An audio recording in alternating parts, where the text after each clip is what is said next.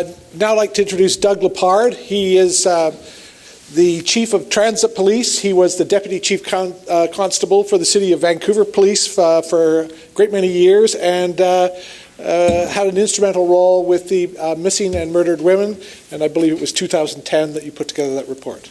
So, Doug.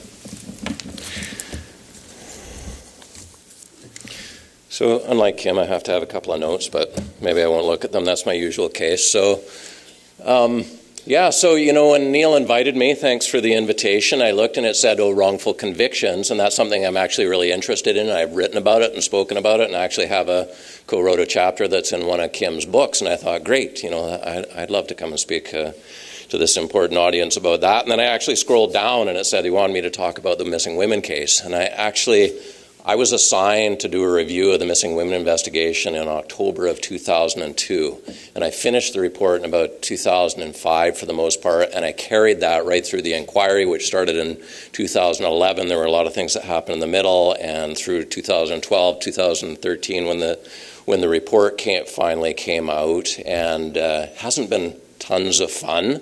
Spent 14 days on the stand in the inquiry, which is 3 times as long as any other witness spent on the stand. And normally I'm used to talking to cops, and you can use some humor. You have to, because you got to keep them awake, right, Bill?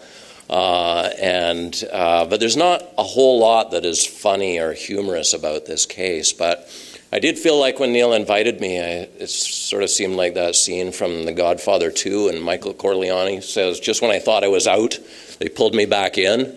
So anyway, I'll give it my best shot. So I spent 35 years with the Vancouver Police Department. I spent quite a few years on the investigative side of things at 4 different ranks. But I also had a bit of a policy analysis aspect to my career as well. And so now Chief Constable Bob Rich of the Abbotsford Police proposed me to do this review to our new Chief Constable, Jamie Graham. After he'd gone to the first person, he thought, well, the natural person to go to do this review was the inspector in charge of the major crime section, where I'd worked before at a couple of ranks, and he ran down the hall and went off sick and was never seen again. So somehow I ended up with the review. So it was a pretty interesting experience, and continues to be. Hopefully I hit the right. Yep. So I'll just talk a little bit about the investigation and give you the timeline of it, what the challenges were both in the VPD and the RCMP, which were the 2 organizations, very briefly about the trial, because the first trial didn't finish until 2007, even though he was arrested in February of 2002, and then it actually didn't complete until the summer of 2010 when it made it through the Supreme Court of Canada. And then there was this Commission of Inquiry, which was a whole new ballgame itself, didn't go perfectly smoothly. And then talk about, I think, what's important is what the challenges and the solutions are and what the lessons learned are. So for what I did, basically I collected and reviewed everything that I could possibly find about the missing women case, which was about 20,000 pages of documents. There was an internal review, quite brief, that had been done by the RCMP, which I reviewed. I interviewed pretty well everybody that had any involvement in the case. I reviewed the entire investigative case file. So I had seen a lot of information. So before I go on, though, and talking about that case, I think history is so important, and people forget history, and there'll be people in this room, I guess, that probably weren't even really born or were quite young when this case started. And it's so easy not to remember your history if you don't know your history, to make the sort of mistakes that Kim has talked about, and which, as he was talking, I was thinking, my God, he's pretty well reverse engineered the missing women case, because every error that he talked about, or error in logic or bias, was displayed in the missing women case. So an important point is that in 1995, in the Metro Vancouver area, there actually was a known serial killer. It was known. 3 bodies of 3 women, Pipe, Lajide, and Yonker, were found out in the Chilliwack-Agassiz area. They were tied by DNA and other evidence. It was known that there was a serial killer that had been active in that area. And so it's kind of hard to understand why in 1997, when there was this anomalous pattern of women going missing, highly marginalized women from the downtown east side going missing, that people were in complete denial, including in the police, complete denial that it could be a serial killer, because that was just outside of people's experience, notwithstanding that there had been one. known only a few years before and that it was unsolved. And as it turns out, there were a couple of other bodies that were linked as well, including one that was found in North Vancouver. So in 1997, a number of agencies brought to the Vancouver Police Department a list of women that they alleged were missing, and we needed to find them, and they believed that they had been murdered or whatever. And a constable who was very familiar with the downtown east side was named Dave Dixon, was assigned to investigate this list, and that was his job because he knew many of these women. And in very short order, he found 71 of 73 women that were on this list. It was really not that difficult. They weren't missing. They had left for a little while. Some of them actually had been killed, but their killer was known. The case had been solved. And so that put in people's mind that, okay, well, when we hear about women going missing from the downtown east side, don't worry about it. They can be found. They can be found, and they're just gone for a few weeks or whatever it is, and it's just bad data. So what happens is in 1997, after he had done this list and this list had been brought forward, then he said, but you know what? There are a bunch of women that have not been reported missing, and I can't find them, and I should be able to find them. And so that kind of raised the alarm, and so there was pressure from the community, and finally in 1998 in the summer, young detective constable named Lori Schenner was assigned, and that was her job. Find these women. The last list, it was easy to find. Now you just need to find these, check all the databases, look at what Dave's done, and you can find them. And within practically minutes of her being assigned to this, a couple of Crime Stoppers tips come in and saying, hey, these women are being murdered, and I know who it is. And I know where they are. And the tip was about Robert Pickton, Willie Pickton, and he's the guy, and he's got this farm out in Coquitlam. And because it was information about murders that were occurring in Coquitlam, it was assigned, the RCMP initiated an investigation into that. And initially the investigation was being conducted quite diligently. In the VPD, though, that's where the women were missing from. And so obviously there was a lot of community interest and concern into that. And this working group was formed, and Kim Rosmo was actually part of that for a very brief time. And very unfortunately, a very dominant personality and a position of responsibility in that area essentially shut it down. And as Kim described at the time or later, this is one where we almost got it right. We had the right people at the table. We were doing the analysis. We were looking, is this a serial killer? Is there some other explanation for it? We could have got it right, but because of this dominant personality who forgot the fact that we knew we had a serial killer, but remembered the fact that there had been this list of 73 women who could easily be found, thought, well, the same thing will happen again. They can easily be found, but ignored the fact that they weren't being found. And despite Dave's, how easy it was for him to find that first list, almost all of them, he wasn't finding the other ones at all. And Lori, who was very diligent in this and was looking everywhere for them, was not finding them either, and was saying quite early on, there's a problem here. These are women who are ill. They are tied to those 12 square blocks in the downtown east side by their addictions, by their children, by their welfare, by medical issues. They're not going off, as she said, with their logger boyfriends to Prince George and that sort of thing. These women are tied to the downtown east side. But there was a lot of mythology and among senior managers who had it in their head back when they were in, the Vice Squad, many years before, that, working girls were on a circuit and they went off to Edmonton and Calgary, and these were a completely different demographic. And so there was a lot of misinformation about that.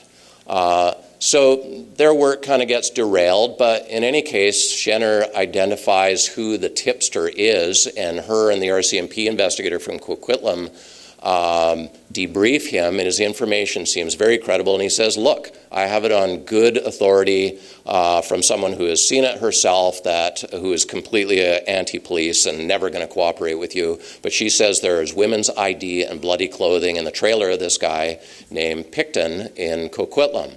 And although it wasn't well known because it wasn't, I guess, that significant an offense in the whole scheme of things, it was a very serious offense, but There had been an attack in 1997, and it was the victim that got away. She was actually the serial killer's victim who had got away, eviscerated, shouldn't have lived, had a handcuff on her wrist, barely survived this, and Pickton was arrested for it. The case was eventually stayed because the prosecutor didn't think that she was a reliable witness because she was a drug addict and so on.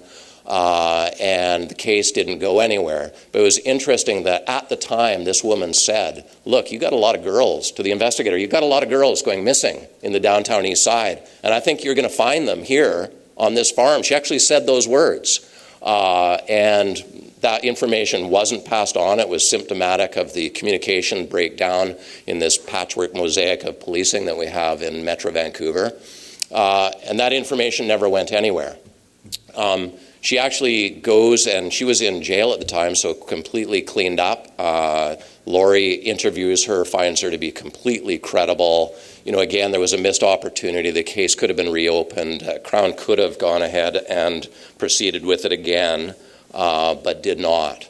So in any case, there's lots of publicity around this, and the theme became, as Kim described, about like adopting a theory and then finding it so difficult to back away from the theory. It's possible that it's a serial killer, but there's no evidence. And eventually it became, look, it's not a serial killer. There's no evidence that it was not a serial killer, but that was what the messaging became. There's no serial killer here. We'll find these women. It's just a matter of time. And so it continues on. The RCMP are quite diligent in trying to investigate this, which was very difficult because the property was large, difficult to do surveillance. The VPD wants to advance the investigation, offering resources. Laurie continues to do, a world-class job of doing a missing persons investigation, but it was not a homicide investigation. And women are continuing to go missing from the downtown east side. So when we look, in retrospect, and it's always clear in retrospect, of course, it was pretty obvious what was going on, but there were people that were just in total denial of it. The reality was the best evidence that there was a serial killer at play was that the woman couldn't be found. There was no reason that they couldn't be found, and the serial killer was the most likely explanation because, like I said, these women were collecting welfare, they're tied to the medical system, they had children, they were never out of contact for more than like a week or 2 weeks, that sort of thing, not for months. But the prevailing theory that Kim was fighting against was, look, we found previous women that went missing, and given enough time, we will find these ones as well. And so Kim, because he's a fair-minded person, said to the manager at the time, okay, well, there's a certain logic to that theory. Let's look and see if it's actually true. Let's look at what the evidence is. And before I get to that, though, one of the things that complicated it is that the last woman known to go missing was in January or February of 1999. And then there was this big period, there was a long period in which no women were going missing. That lessened the urgency. People started to think, well, if there was one, it's historical, he must have died, gone to prison, that sort of thing. Kim has done some initial analysis and said, look, you've got a problem here. You've got a lot of women going missing from a small area over a very short period of time. The manager disputes this. We'll find them. Kim says that he will do more analysis. Meanwhile, the investigation continues on. Pickton is being checked in various locations. The RCMP and Coquitlam are doing their best, I think, within their resources. In the VPD, there's still this sense of denial about it. And then Shenner, because she was incredibly diligent, she starts finding women who were missing and found a few that they had been missing and found that, died of natural causes, or one was in Arizona in a mental hospital and that sort of thing. But these were all women who had actually gone missing prior to that anomalous pattern, where what we were seeing prior to 1995 was 1 or 0 or 2 at the most of women who had gone missing who met that profile, who could not be accounted for. And then all of a sudden it was 7, 9, 13, this escalating pattern. But it was like this, Kim talked about the confirmation bias. See, if we just keep working hard enough, we will find them. They're somewhere. They've changed their names. There was all kinds of theories about it. And continued public pressure, and why aren't you doing more about it? A reward was approved, this very artfully worded reward, because they believed that they actually didn't have any evidence of a crime. The RCMP is doing their investigation of Pickton. The VPD is looking at this whole, he's just one suspect. There's lots of others for them to look at, but they don't really know what they're going. A task force is created, but didn't really know what it was. There wasn't mission clarity. They didn't know whether it was a really super missing persons unit or it was actually to investigate the probability of a serial killer. And there were all kinds of problems with that as well. And then women started going missing again. Homicide detectives are added to it, but an incredibly frustrating investigation for them in that no crime scene, no witness, no physical evidence, no timeline. The women were often reported days, weeks, months, and even years after they were last seen. So very challenging without, a real focus on, well, what is this and how are we going to deal with it? So I can't take credit for this. This is a slide that Kim gave me. What he describes as a spatial-temporal cluster is you've got this very small area. This is Vancouver, and that circle is the downtown east side of Vancouver, very close to where we are right now, occurring over a fairly brief period of time. So this was the pattern I was talking about. You either saw 1 or 2 in 1986 or 0 in most year missing women from the downtown east side, and then all of a sudden you see this rapidly escalating pattern that continued on. This chart only goes to 1998, but it continued on like that with some periods where it slowed down. But for the most part, the trend continued into 2001. So, like I said, there was one side that was arguing that, look, given enough time, the cluster will disappear because we will actually find them and they will be found missing women. So Kim did further analysis and looked and said, well, look, what's the average that people are missing? And found that actually in Canada, if we look at Canada-wide data, that they're usually found within 2 days. And that over time, we'll find most of them within 3 weeks. And predicted, which was pretty remarkable prediction. And as you were talking about, your formulas and that sort of thing, I was thinking there's a reason I didn't go beyond Math 11, because Math 12 would have been too challenging.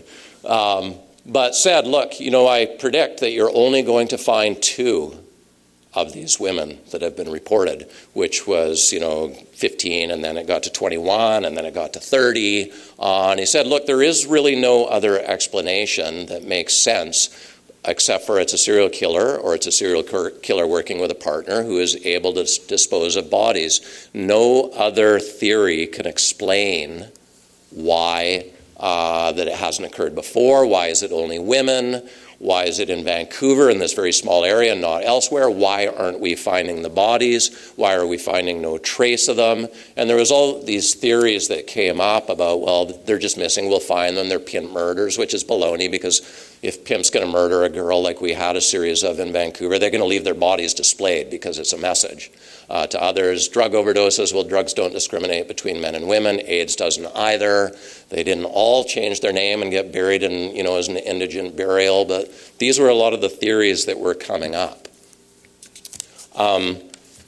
So the case continues, and what really, in the summer of 1999, that's where I, made the controversial finding that had me on a lot of dartboards, that this case could have been solved.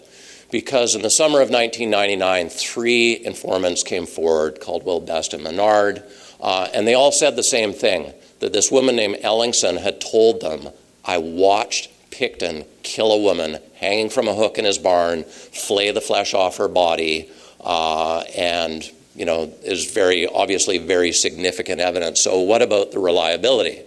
Well, they interviewed her, and she didn't say, yeah, it was a story I made up because I was stoned or I was just making up stories or anything like that.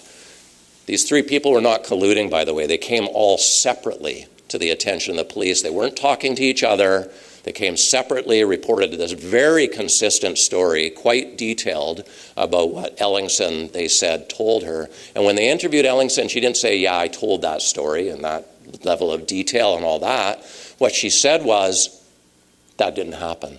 I never told that story. So we have to believe that these three non-colluding people all made up the same story with a great deal of specificity, and yet there was this argument between investigators at Coquitlam RCMP and people that came in from the Provincial Unsolved Homicide Unit with their giant egos and telling them they didn't know what they're doing, and we interviewed her and we know her and it's just a story. We believe her now that she said, no, that story is not true. It just was not logical at all. So there was this dispute. The cowboys from Poohoo rode back, to their office after basically derailing the investigation. The lead investigator got promoted, begged to be left on the case. They said no, put someone else in charge of the case there who did not have his juice or his skill. It becomes a low priority there. The VPD was basically ignoring it, not at the line level, but at the management level. We're not paying any attention when they should have, at a very senior level, been arguing vociferously that this needed to be a top priority. The women were going missing from the VPD. It was a huge issue, missing from Vancouver. It continued to be a huge issue.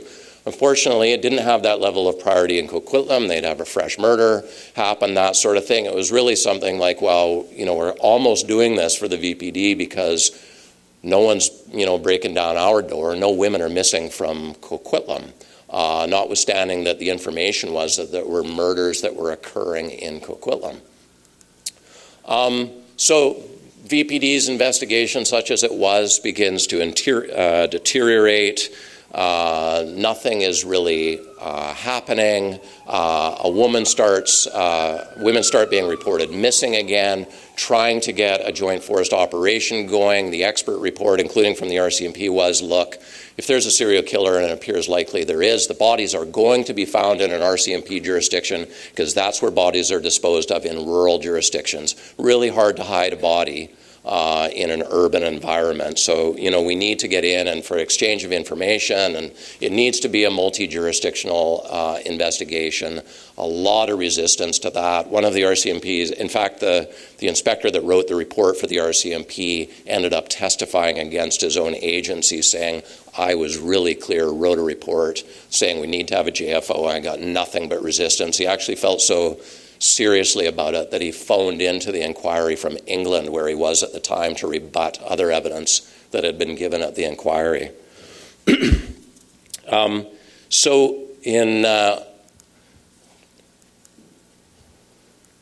Still lots of attention to it, and focusing on suspects who made no sense, wasting lots of energy. There were problems in the VPD investigation with a couple of VPD investigators who were totally obsessed with what they thought was a great suspect, and there was nothing that could get them off that. And meanwhile, they were ignoring evidence that pointed at Pickton that would have been helpful to the investigation. And the guy was a violent loser who was violent towards sex workers, but he was not the killer. And so that was a lot of wasted energy.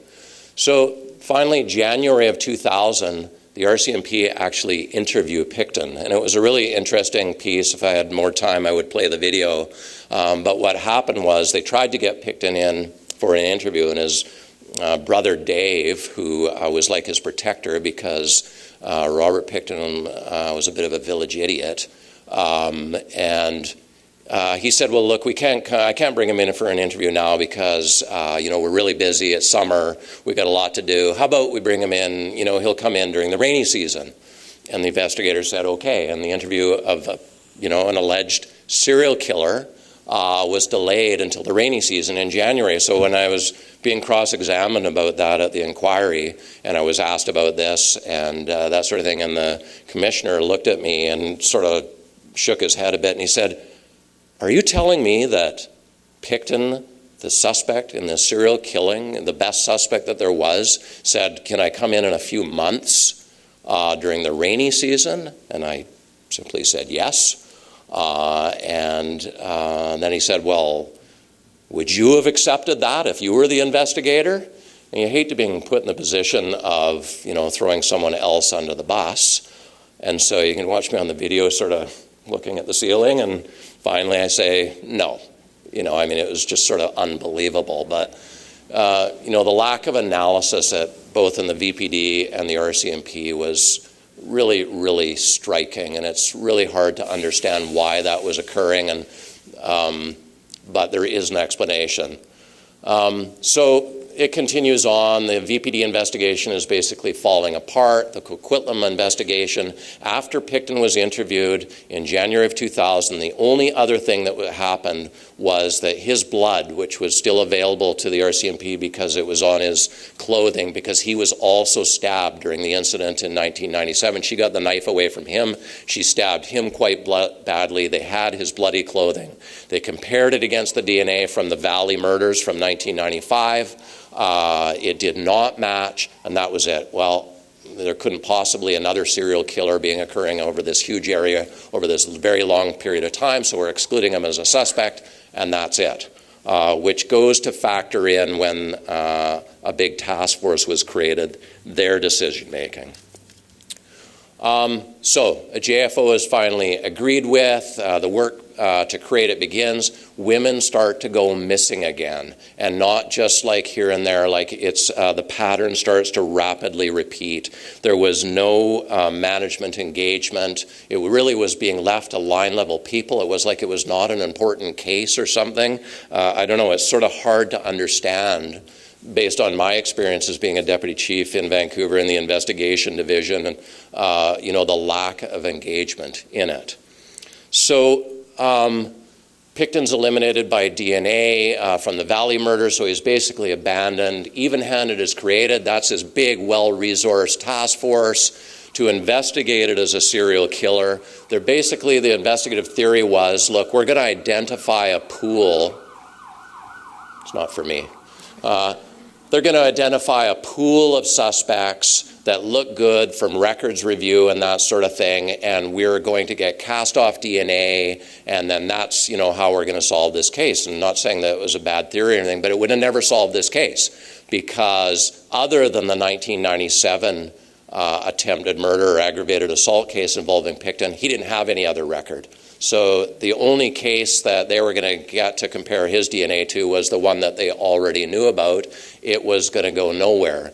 More importantly, when you talk about confirmation bias, is that he was in the suspect list of, okay, well, he's committed a violent offense against a sex worker before, so he needs to be in the top pile.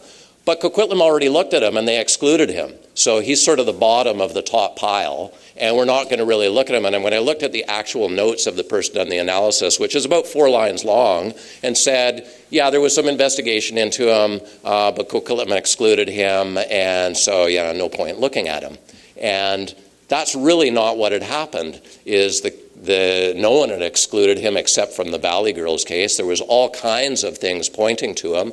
There were people in Coquitlam RCMP that strongly believed that he was an excellent suspect, that they couldn't abandon it, that they needed to exhaust all these things, that there were there were issues that had not been dealt with, particularly, the evidence from Ellingson, which she denied. She refused to take a polygraph.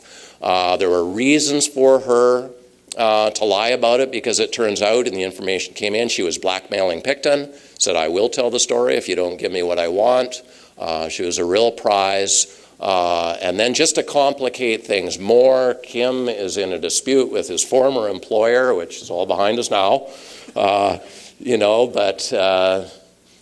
it was a bad situation in which we're in a lawsuit, and just pointing out the level of non-engagement in both the RCMP and the VPD and senior management is the deputy chief in charge of the investigation division testifies that I never knew about Kim's analysis until this civil trial.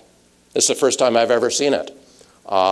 Despite this report being this very clear, concise, basically an epidemiological analysis that says you have a serial killer. There's no other real explanation that makes any sense. On the RCMP side, the officer in charge, and it's a pretty small detachment, not hard to know, the serious cases going on, testified that the morning that the warrant was executed in February of 2002, he drove by the Pickton's place, and they were well known in the community. He said, geez, there were all these trucks and cameras and police cars there, and he said, I wondered what was going on. He had no idea what was going on in his own serious crime section. So not our finest moment in policing in Metro Vancouver. Lots of, mud slung at the civil trial, lots more press attention to it. It becomes clear when the JFO is getting up and going, look, the serial killer is still active. And to their credit, the RCMP and the VPD, once they've now accepted, look, we do have a serial killer and that serial killer is active, they throw more resources, everything that they could into it. A proactive team begins in the downtown east side basically to try and make connections with sex workers to be on the hunt for a serial killer that is a predator in the downtown east side. And now, it's a bit stupid to be denying it now. We have a killer out there. We need to be on it. New women are added to a poster that found, look, there are more women missing that meet the profile, more than we even thought. And then, look, we've got 600 suspects. Meanwhile, the irony again is the suspect had been identified in the summer of 1998. The information against him was compelling them. There were so many different pieces of information pointing to him. So just like us thinking about it, and I'd love for Kim to do the Bayesian analysis, and where we get to is you got 3 different informants who say a woman told them the same thing. None of them are colluding. They all say the same thing. We have a bunch of women missing who cannot be found. We have a victim who got away with a handcuff on her wrist, eviscerated. I don't know how much more you could be pointing to him than that. He has this big rural property that's impossible to surveil. He is surveilled away from his property, and he comes right into Vancouver, not too far from here, where he takes awful stuff, the stuff from killing his pigs and that sort of thing, to a rendering plant. He has a way to get rid of bodies. There are 2 people that provide information, one before and then one after, saying, Pickton told me I can get rid of a body. Just in case you need that service, I can get rid of it. So it wasn't like, look, there's 600 suspects and they all have committed violent offenses against women, that sort of thing. But this one had tried to kill a sex worker on his farm in Coquitlam and had a property and had a witness who was clearly lying about saying, I didn't tell that story, to 3 different non-colluding people who all did the right thing and came to the police and talked about it. A witness who said, another witness, was hearsay, but has said there is bloody clothing, women's clothing, and identification in Pickton's trailer, which was still there when they did the first search of his trailer, was still there. Lots of other distractions going on about, this, and the press was just sort of relentless on it. It leads to discussion of why we need a regional police force, the breakdown in communication between the RCMP and the VPD. There is a leak in the VPD that is talking about all the things that were going wrong there, quite accurate. Lots and lots of stories about it. And then in February of 2002, the case breaks. Why did the case break? Well, if you read an article that was in the RCMP Gazette after that, it was because of the incredible work of the JFO, and I think they did do some incredible work, but they didn't solve this case. The case was solved because a young constable named Nathan Wells, executing his second search warrant with 2 years on the job, got information from an informant, one of the many losers that frequented the Pickton property, saying he's got an illegal gun there. And he went to execute the warrant, and he saw Pickton's name was on a list of their 600 suspects, and called them up, said, hey, I'm going to be executing a firearms warrant. Do you want to come? And they said, no, not really. He's already been kind of excluded. We're not really that interested. Oh, okay, we'll send 2 guys, and we'll have them stand off the property. Go do your search warrant. So he went and did his search warrant, went into his place, looking for the gun. First thing that he found was identification belonging to Serena Abbotsway on top there, and Mona Wilson on the bottom. Serena Abbotsway's inhaler, bunch of bloody women's clothing. Those are names that are on the list of missing women from the downtown east side. This is a clue. So all hell breaks loose, lock the thing down, and they do an incredible job in terms of the biggest crime scene investigation in Canadian history. No question about it. Full credit to them for that. But in terms of solving the case, notwithstanding, like I say, the Gazette article, the fact that their media spokesperson went on the news and it ended up being repeated on Dateline, that, well, how'd you solve the case? Oh, we solved the case by reviewing the VPD's file. Really? Yeah, and if you want any more about that, you're going to have to talk to the VPD. And I talked to her, she said, I knew that wasn't true. I was basically told to say that. Yeah, it was just nasty. It was not good for relationships between. Meanwhile, I end up on the stand at the inquiry years and years later and point out, all the problems on both the VPD and the RCMP. And one of them was that the JFO never even bothered to get the Coquitlam file and review it. They basically based it on a few memos that he had been excluded and that sort of thing. And the lawyer for the RCMP, who was actually the worst one to deal with, was kind of raking me over the coals, and that's not true. I put it to you, it's not true. No, it is true. It was one of my favorite moments of the inquiry. We came back after a break because I saw her junior was kind of pulling on her elbow, came back and she had her head between her knees kind of thing and said, I regret to inform you, Mr. Commissioner, that I made a mistake about that, and in fact I've confirmed that the Missing Women Task Force actually never did acquire the Coquitlam file into Pickton. So that was a bit shocking. So what am I doing here? Okay. The investigative difficulties. The victims were sex workers. So there's lots of theories about, well, does that mean that nobody cared? I think there were a lot of people that cared, and at the inquiry, that was a finding that Commissioner Opel found as well, is that the line level officers were doing their very best, that they really cared about them. They wanted to solve this case. People, basically had their lives ruined by this investigation.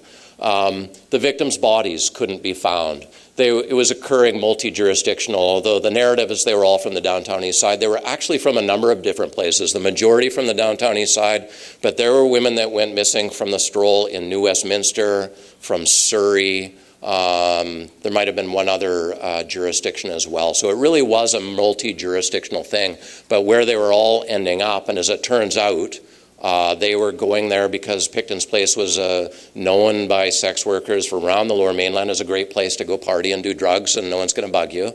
And most of them came home, and some of them did not. And so when police officers went to the downtown east side early in the investigation, I think Kim might have been involved in that, and they actually interviewed about 100 sex workers and showed Pickton's picture and said, do you know this person? And every one of them said, no, we don't know him.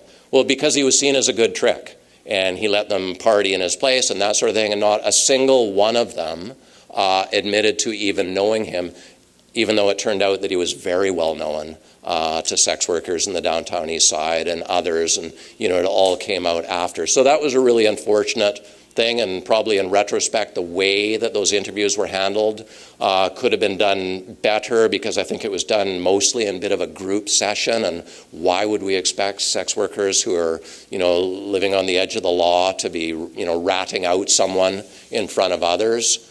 So lots of problems, lessons in retrospect about knowing who your audience is, and, different strategies are needed for people from different walks of life.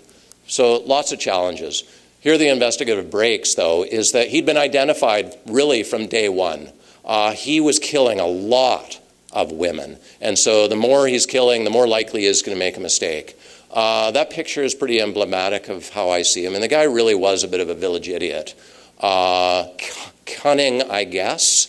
But, he wrote a letter that I was asked to review and stuff. This is a bizarre guy. There was the victim that got away. There was an eyewitness who, as soon as they offered an immunity deal, she was their star witness. The most important witness at the trial was Ellingson, who denied that she'd ever told that story, and it was 100% true. Pickton left physical evidence in plain view in and around his home. Well, if you've followed the trial, you'll know that there was like hands and feet and buckets and this sort of thing. He had the bloody clothing, women's ID. Like, this was not a mastermind criminal. And so there were all kinds of opportunities. There were all kinds of, like Nathan Wells, Constable Nathan Wells, informant. He was just one of these guys. There were so many people that were on and off that property that could have been groomed as an informant. They came out of the woodwork after the fact.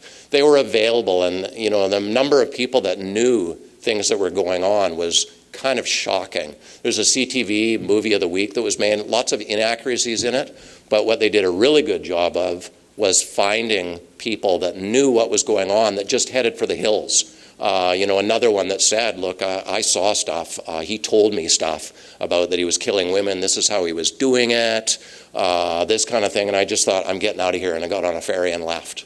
Not very brave. So lots of problems that I've talked about in the VPD. First of all, this whole entrenched idea that it's not a serial killer. It must be something else. And when I was interviewing people, and I interviewed the senior manager that had responsibility, and I said, if it was, as you said, it was one of these theories that it was, there were indigent burials, or it was AIDS, or it was drug overdoses, or being buried under different names, whatever it is, why not men then? Why aren't we seeing men in the same numbers? And he actually said to the words to me, I never thought of that. How could there be that level of lack of analysis? I mean, it was just shocking. There were all kinds of other things going on. I mean, the VPD was in a tough place at the time, complete lack of resources, under the gun, so many big things going on. This is, the mid-late 90s, peak of call load, peak of crime. Resources had been, stripped away right through the 90s. There was a lack of analysis. Management was not engaged. The two key people in management in major crimes were basically alternately sick and in and out of the office, really didn't know what was going on. At the senior level, were not engaged at all. What I gently said, there was a lack of leadership in my report, and Wally Opal was much more clear about saying, a complete want of leadership in both the RCMP and the VPD that contributed to this. So this is as close as I'm getting to something like math, and that's because I didn't do this diagram, Kim did it. But it basically just lays out, look, here are all the combination of factors that were impacting on the failures in the investigation at the VPD side. And by the way, so I see major case management principles up at the top there. There was a question earlier about the Abbotsford story and assigning like a devil's advocate and all that. Major case management was in infancy in the late 90s. The first course was taught in 1995 at the Canadian Police College. I was the second Vancouver police officer trained in 1996 at the Canadian Police College. But one of the elements of major case management, the major case management model, is what we call a contrarian. Is there's actually someone assigned, like was described to you, whose role is to question the evidence and advocate for different theories. And so it actually is formalized in Canada for anybody that has implemented the major case management model, which we certainly have in a big way in BC, is that is part of the model. In the RCMP investigation, Corporal Connor, who was very diligent, he gets transferred, promoted and transferred out. There's a dispute with Provincial Unsolved Homicide Unit, who did not believe that Ellingson had seen anything. Coquitlam investigators did.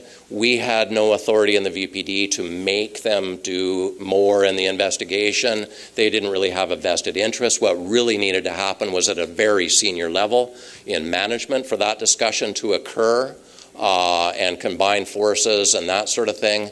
The interview, which I gently said in my report didn't follow best practices, Wally Opal described it in much more graphic terms as being a complete failure, that there were a lot of things in that interview which were really important to have followed up on, like when he asked the question, is there any reason that we might find women's DNA on your property? And he said, well, I don't know, I don't think so. There was all kinds of things.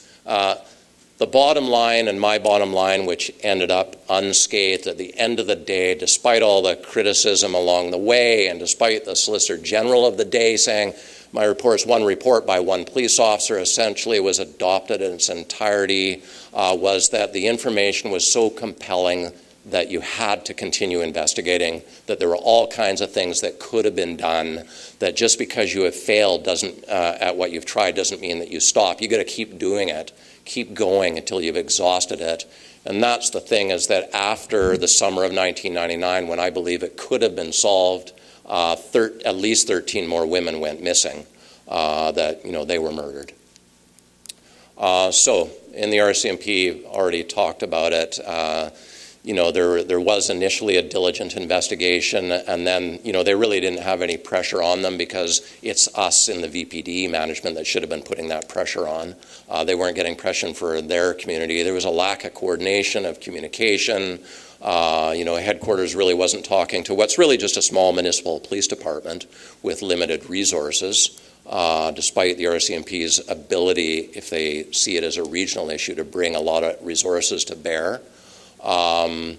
There was a lot of groupthink going on. The Unsolved Homicide Unit was basically just ignorant of what the evidence was, and no one was doing the real analysis that needed to occur, that didn't need the sophisticated chart that Kim put up, that really just needed to list all this very significant evidence and then look at, well, how reliable is that significant evidence that Ellingson saw someone in a barn? Okay, well, if we believe that it's not reliable, we have to believe that these three non-colluding informants all made up the same story. They all had the dream, to get this story in their minds, because how else could they have got it if Ellingson didn't tell the story? And how do we square that against the information that she's blackmailing Pickton, and that she won't take a polygraph, and that she is being completely uncooperative, and so on? So, there just was a real lack of good analysis of it. Although I'll say one corporal in the RCMP did an audit of the investigation, and he got it and said, wow, there's a lot of evidence pointing to this guy, and we've got to do this stuff, and let's get on it, and tasked a bunch of stuff out. And then, a fresh murder came in. This is before I hit, and the little serious crime section in Coquitlam went on the fresh murder, and it basically got abandoned. So I won't go into the trial, but a pretty bizarre verdict. He's found guilty of the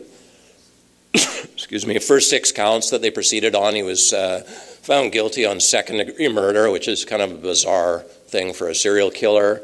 There was appeals. It ends up in the Supreme Court of Canada. It's a 9-0 decision for the Crown. Stevie Cameron releases her latest book. Very sensitive treatment of the victims, I thought. Did a lot of homework in finding out about the victims' lives and humanizing them. Complete fiction when it came to the investigation itself. This is sort of a cute story, because this is when we did a big live press conference when the Supreme Court of Canada's decision came out. It was well known that we'd had this report that we'd always said would be released when the trials were over. And I was asked, when's it going to be released? And eventually a draft of it got leaked, and so that accelerated our release. But I said, look, as soon as we've redacted it for FOI, we were going to be releasing it. The RCMP were asked, when are you going to be releasing yours? And they said, we'll do the same. And then someone whispered in my ear that, what they're going to get is 27 pages of blacked out paper, because we're not releasing it. But eventually it did. So draft copy of my report gets released. The shite sort of hits the fan. Lots of stories about it. And, it's sort of ironic, because I guess, there were people that thought my report was pretty credible. Even the Sun came out with an editorial saying, we don't need an inquiry, because we already know what happened, and let's just fix it and get on with it. And unfortunately, there was conflict, and there were people saying, we don't agree with anything in there. And the next thing we know, we're having an inquiry, which I think was inevitable anyway, that there was going to be one. There was controversy about Wally Opal, who, the man has got the thickest skin on the planet to deal with what he dealt with during the inquiry, who did his very best to make sure that, asked government to make sure that people that needed to be represented were. Government refused to provide funding for legal counsel for them. So the inquiry ended up under a lot of criticism for not having people represented there, even though he had done his best to make that happen. There's protests out every day outside the inquiry. Maybe just play like 20 seconds of this video. Almost a decade after the arrest of Robert Pickton, a public inquiry is finally underway to find out how the serial killer was able to kill so many women for so long. Lawyers are getting ready to ask some tough questions of police. But as John Woodward reports, it's already off to a rocky start. Women and Aboriginal groups blocked the intersection of Georgia and Granville Streets. Okay. Angry, the public inquiry they pushed for won't include them. So, yeah, I mean, it was a lot of people described it as a gong show. And what was kind of cute, though, is that I had a lot of good relationships with women in the downtown east side. I'd be up on the inquiry on the stand for one of my 14 days. And I was actually getting texts, like during the break, from one of the protesters saying, hey, we know you're on the stand, because they had people inside the courtroom as well. Is it distracting you? We're really worried about you, Doug. And I'm like, no, I'm good. Continue protesting. It's just a picture, to say there's always, there's lots of mistrust between the police, but there's also lots of trust too. And this is Annie Johnson, an Aboriginal elder who we would meet with quite often at this community meeting, and she is doing the honor of blessing Traffic Sergeant Jack Sarna, who was down there taking care of them while they were protesting and making sure they were safe every day. Some of our officers were giving them rides home after they were protesting for the day and that sort of thing. So I know I'm running out of time, so I've sort of covered what the challenges are, and I'll just kind of summarize, is that in this case and many cases, we had a lot of women, they were never reported missing, or if they were reported missing, it took a long time. They were not being linked together, and there was no physical evidence. There was no crime scene, there were no witnesses, there was no last scene. It was a real challenge. And we've seen this in many cases. In all of these cases, which I won't go into the details, but often the victims were drifters or sex workers. They were not reported missing. They weren't even known to be missing people. Or they were seen as like throwaway people because they were sex workers, seen as runaways. They just moved on. They were transients. They were migrant farm workers.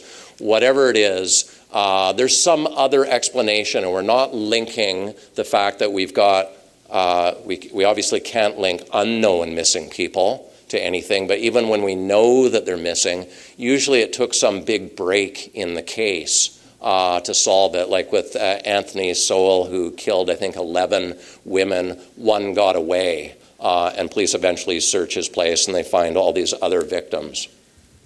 And ironically, even though the task force had been created, and I've got these out of sequence a little bit, I guess, but even after the task force had been created and the whole purpose was to solve a missing killer, a serial killer case, we still had media representatives for police saying, we don't think there's a serial killer, there's no evidence to suggest it.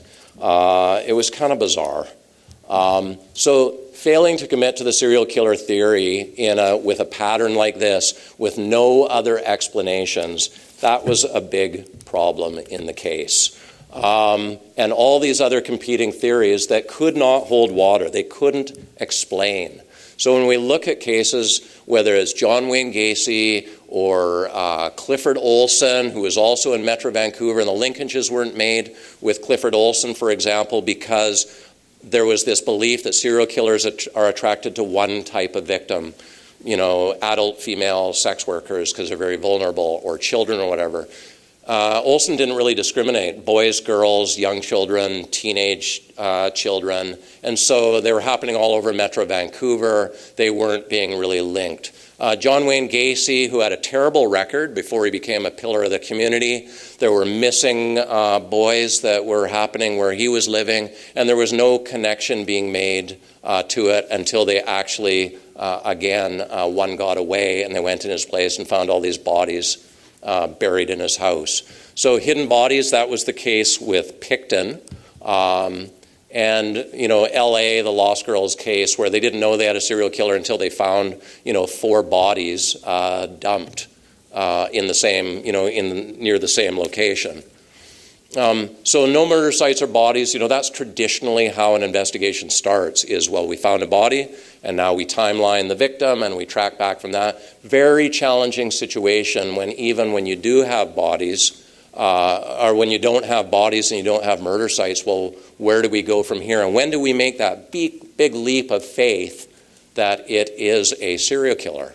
So just a little schematic that sort of lays out the challenges here and the linkage issues. All of these cases have commonalities. All of them have issues that Kim has talked about, biases, illogic, failure of analysis. All of them were investigative failures. The cost, women died, more women than, after the point it could have been solved. Obviously, the financial cost was huge. The human cost was huge to so many people. So the lessons learned, I think that Kim really has provided the summary for me, it's about looking at patterns. It's about actually testing in a logical, analytical way the theories, looking for that investigative tipping point at which you have to say, look, the most logical conclusion is it's a serial killer, and we have to do that. I love this line from the Brits, if in doubt, think murder until proven otherwise. That's not an acceptable investigative strategy, but that seems to have been the case quite often. So lots of errors made, VPD, RCMP, policing in general, others as well. I'm very proud of what the VP did after that in terms of implementing very significant changes. I happen to be the deputy chief in charge of the investigation division, so I was very empowered to be able to do that. And I want to finish on a positive note by just saying that since that time, policing in BC and generally has improved so much. The implementation of major case management, I would say a far higher level of management engagement, specialized interview teams, forensic interview teams.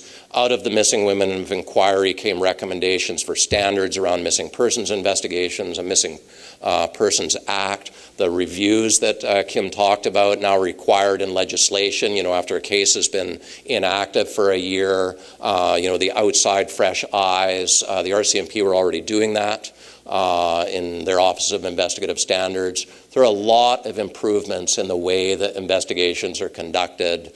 We still have this patchwork of police in the Lower Mainland, but I think that there's far better communication and cooperation and standardization of investigative practices. And so, never say never, but things have changed a lot since this time.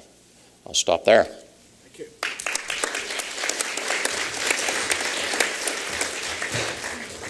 Any questions for Doug? We have a few minutes. I have a question. You had mentioned that Pickton left physical evidence in plain view around his home. I'm sorry, I can barely hear you. Who's speaking? Put up your hand. There you are. Can you just speak a little bit closer to the mic? Sure. I'm just a tiny bit deaf. You had mentioned that Pickton left physical evidence in plain view around his home. Do you think this physical evidence was trophies he kept of the murders? That's a good question, probably more one for a psychologist in the group. I would say that based on the way that that evidence was there and his own statements, I actually think that he was just incredibly careless and sloppy. It wasn't actually anything, he was getting rid of this, if there remains, in a number of different ways, but he didn't seem to have any particular interest in keeping it. And he even said in his interview, how is it that we caught you? Is it just because you got sloppy? And he said, yeah, I just got really sloppy at the end. I don't think, but I don't know that, and I'm not in his head.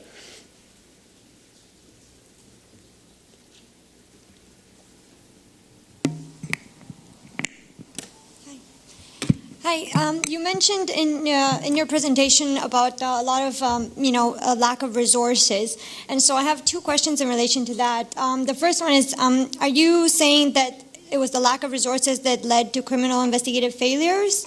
And the second question is, how has the VPD and the RCMP, how have they ameliorated the issue since then?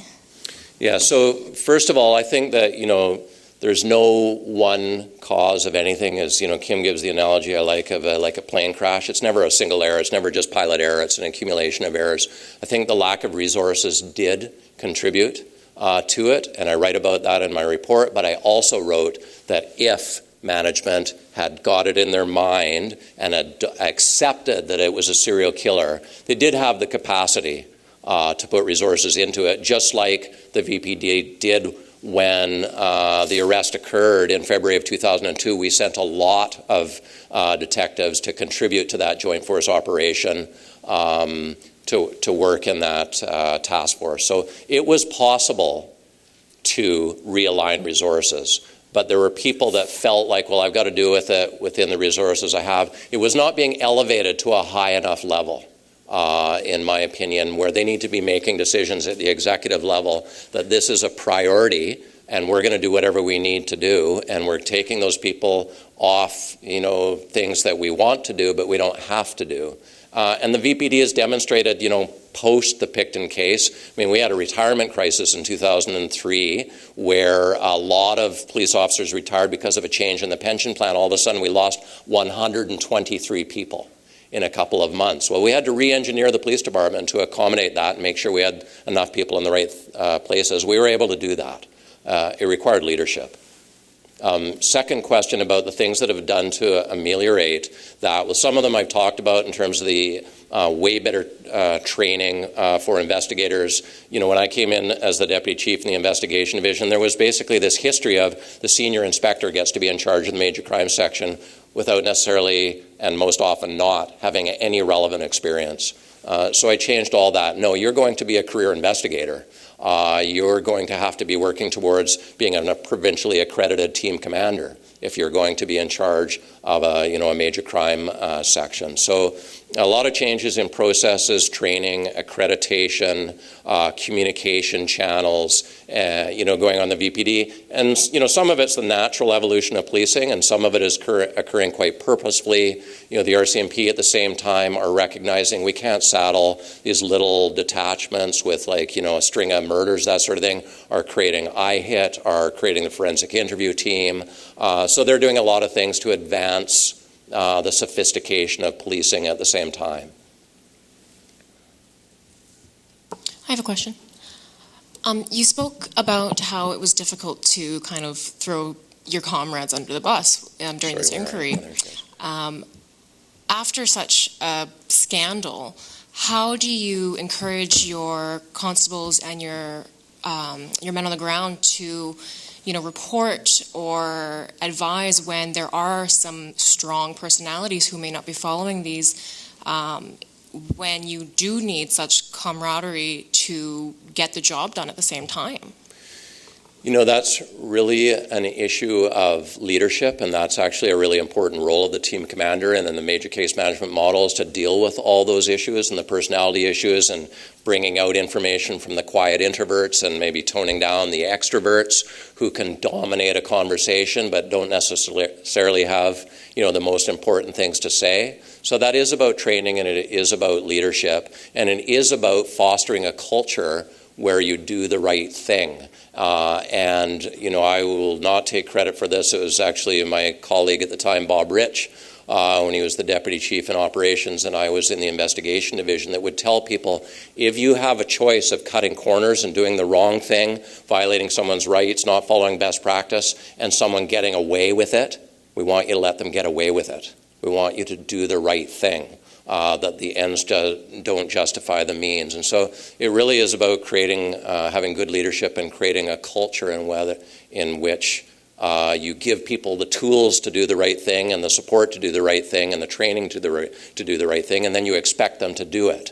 And I really think that there is a change in policing generally, I would say in my experience, is that in senior management, and I'm sure at the line level probably drives them crazy a bit, what are they sticking their noses in our business for, is really accepting accountability and not being in a position where you have very senior level people saying, I trusted my people to do a good job. That's their evidence. I trusted my people to do a good job. I really didn't know what they were doing. People will probably, when I turn my back, will say, LePard's a micromanager, but like Jim Chu said to me, whenever we don't micromanage, things go off the rails. So, I accept accountability, in whatever organization I am in, but part of accepting accountability is that I'm going to make sure that I'm satisfied that the right things are being done. Thank you. Quick question, Doug. Your report has had a significant impact on VPD, and the Commission of Inquiry report had a significant impact, hopefully, in British Columbia policing. What about in Edmonton, Regina, Toronto, Montreal? What's been the impact of all this work, if any? Yeah, that's a good question. I grudgingly volunteered to, the report is at the CPC. I know that it's been, checked out. It's been downloaded lots of times and that sort of thing.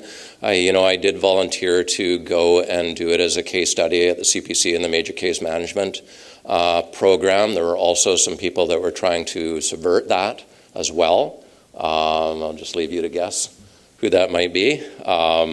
So, there are lots of agendas going on. I hope that in some way, I know that for sure it made a big difference in Vancouver and British Columbia, because in Vancouver I was in charge of implementing my own recommendations. The inquiry, the things that weren't done, endorsed those recommendations and held them out to be emulated by others, and made more recommendations or adopted newer recommendations that we had made in our submissions, and those are now reflected and codified in standards for investigation in BC. So I know that it's had a big influence in BC, but I can't really say what the influence has been in the rest of Canada. Do you think there's a role for, Doug?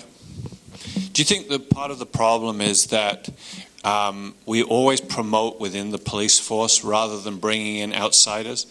It seems to me that policing is one of the only things we do when we sort of in public institutions where we don't look outside of that institution to bring in new ideas and new people. Everybody goes through training at Depot, everybody goes to the Justice Institute, and the danger with that, of course, is that you continue to do what you think are best practices, and you keep doing it, you keep doing it, you keep doing it until somebody like you comes along and there's been a problem, and we find out what the problem is and we change the practices.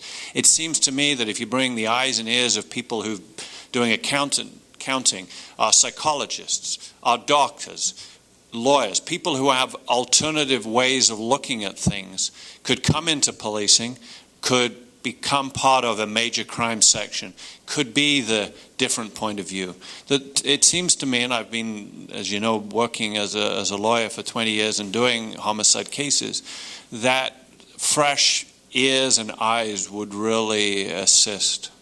Yeah, so I think that is a good point. There's all kinds of challenges in terms of coming from the outside because of union contracts and lateral transfer and that sort of thing, and they are not going to come in except at the constable level when they're unionized positions, not quite the same at management, and there is a little bit of cross-pollination that way. Big organizations, I do feel, ought to be able, if they're diligent in making sure that their people are well trained and the research is actually going on about what are best practices, and they aren't just what you say they actually are, and that we learn from others, like particularly in the UK, and about where they're doing really well at certain things, that it is possible for big organizations to grow and promote their own talent. But in terms of your comment about bringing people in from different walks of life, I think that really is happening now, in that we do have experts who are civilians that are hired or consulted with, whether it's on the behavioral sciences end of thing, forensic accountants, which you mentioned.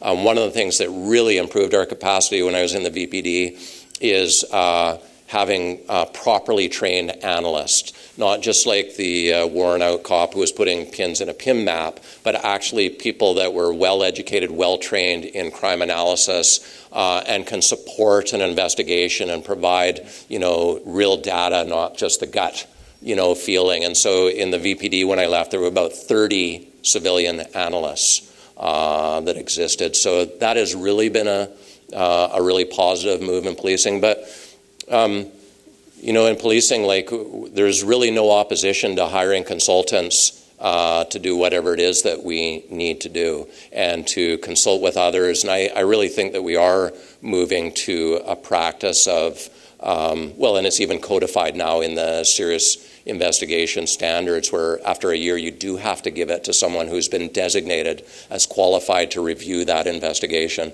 And that was happening informally anyway.